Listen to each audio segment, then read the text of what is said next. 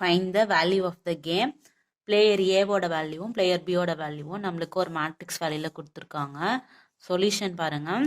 இப்போ first step என்ன பண்ணணும்னா row wise minimum value choose பண்ணணும். இப்போ ஃபஸ்ட்டு ரோவில் மினிமம் வேல்யூ எது 5, செகண்ட் ரோவில் மினிமம் வேல்யூ 40, தேர்ட் ரோவில் minimum value 20. Column wise maximum value choose பண்ணணும். ஃபர்ஸ்ட் காலம்ல மேக்ஸிமம் வேல்யூ எது 65, second column maximum value 50, third column maximum value எது 40. இதை பாட்டம் ஆஃப் த மேட்ரிக்ஸில் என்டர் பண்ணியிருக்காங்க.